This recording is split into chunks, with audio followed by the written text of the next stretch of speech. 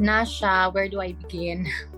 You really helped me with the smooth transaction. Back in college, I thought processing for NCLEX was a very tedious thing to do. But you really said na my responsibility is just to study and you do the rest. And you did just that, sir.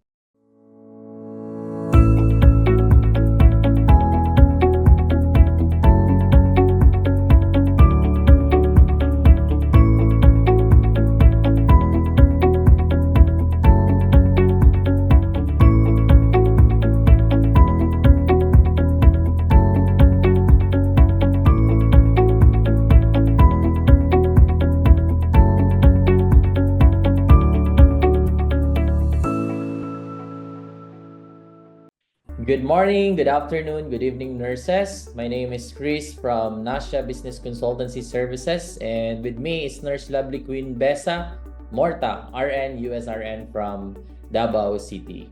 We have assisted Nurse Lovely with her next generation NCLEX application, and today she will share her journey of becoming a USRN. How are you, ma'am? Can you introduce yourself?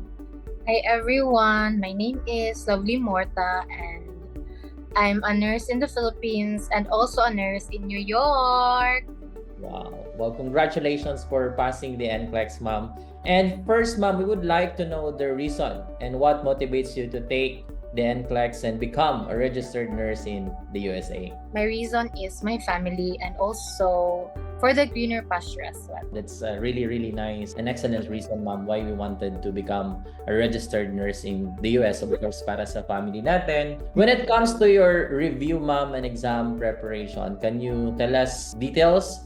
How do you manage your time? Did you create a study guide? How does it work? I processed my NCLEX early, last year pa. So I have an ample amount of time to create study guide. But for the first few months, very passive pa ako. And I was also working at that time. Pero as the days goes na parang malapit na yung exam ko, I took my time talaga to know my strengths and weaknesses. Kung anong concept ang sobrang hindi ko alam and kung anong subject ang easier para sa akin. So, what I did was, I focused on the subjects na sobrang nahihirapan ako. And then, I studied konti lang yung mga subjects na alam kong gamay ko na. Pero yes, I did create a study guide and I stick to it. So, mga gusto mag-NCLEX, I suggest that you also know your strengths and weaknesses na concepts and you do your own study guide as well. How many months po yung review ninyo, ma'am? And then you mentioned that nung nag-start kayo ng NCLEX, you are also working, no? So, I think you're working 10 to 12 hours a day. So, how do you manage your time with that? Sobrang hirap po, sir, kasi nasa critical area ako and I don't have the luxury to know kung saan lang yung shift ko. I also have to do overtime. Pero yes, what motivates me talaga is yung malapit na yung exam date ko. Regardless if I want it or not, discipline talaga, sir. I have to study. Siguro after work, rest muna ng 2 to 3 hours and then go back to studying ulit. Talagang kahit mahirap, kahit napaka-difficult ng situation, but then at the end of the day, you might sacrifice for a couple of months, but after that one, you pass the NCLEX and you're now a USRN. Worth it lahat yung naging sakripisyo ninyo. Yes, sir. How does it feel, ma'am, nung after the exam and then you waited for about 62 hours and then Nasha send you a message that you already passed the NCLEX? Actually, I thought talaga for the couple of hours of waiting, grabe yung anxiety ko, sir. Sobra. Hindi na ako lumalabas ng kwarto. The negativity in my head was oppressing me so much. Pero as soon as nag-chat yung Nasha, oh my God, yung papa ko at ako, we really jumped in happiness. Talagang worth it, no? Lahat ng naging sakripisyo ninyo. And again, congratulations for that. We can still remember, ma'am, yung first visit ninyo sa office namin to inquire about the process. Just this week, you visited our office to claim your license. Can you tell us in detail how Nasha helps you with the process, providing you support and motivation to pass the NCLEX? Nasha, where do I begin? You really helped me with the smooth transaction. Back in college, I thought processing for NCLEX was a very tedious thing to do. But you really said na my responsibility is just to study and you do the rest. And you did just that, sir. Tapos, yung nasa, meron ding mobile app Yeah. where I can track my progress. So, that also give me motivation to study and to do well.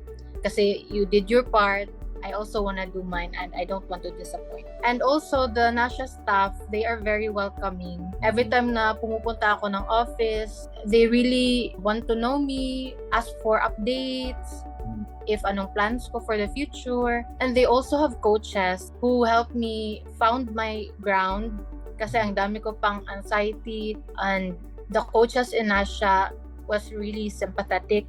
They know what it feels. They give me guides on how to tackle my anxiety, kung ano yung subjects na nahihirapan ako. They also suggested study guides. Overall, Nasha is an all-support team. Thank you so much for the appreciation and feedback, ma'am. Yun naman talaga yung goal ni Nasha, no? We just want to partner with you in achieving your professional goal abroad, and you did it. And again, congratulations. So knowing all of those challenges, ma'am, and success stories that you have, lastly, what are your message and advices to other medical professionals, nurses, no? Especially yung mga kakatapos lang ng kanilang board exam or kakagraduate lang nila. What are your advices and messages to them, no, who are planning to become or to take the NCLEX and aspiring to become a USRN? My advice is, as soon as you pass the boards, I suggest na you also took your time na mag-process sa NCLEX. Kasi fresh from college pa yung brain natin, the learnings very fresh pa. So when you want to review for your NCLEX, hindi na mahirap. It's going to be easier for those fresh grad to review for NCLEX. So fresh grads, go for NASHA if you want to process your NCLEX. Thank you so much for that one, ma'am. And again, ma'am, maraming salamat po for sharing your story. And we know a lot of nurses will be inspired to do the same. And your journey is really amazing and an inspiration to everyone, especially doon sa ating mga fresh graduate and kakapasa lang ng board exam. We are happy and excited to see you in the coming months and years working as a registered nurse in the USA. Congratulations, ma'am, and more power to you po. Thank you po, Sir Chris. Thank you, Nasha.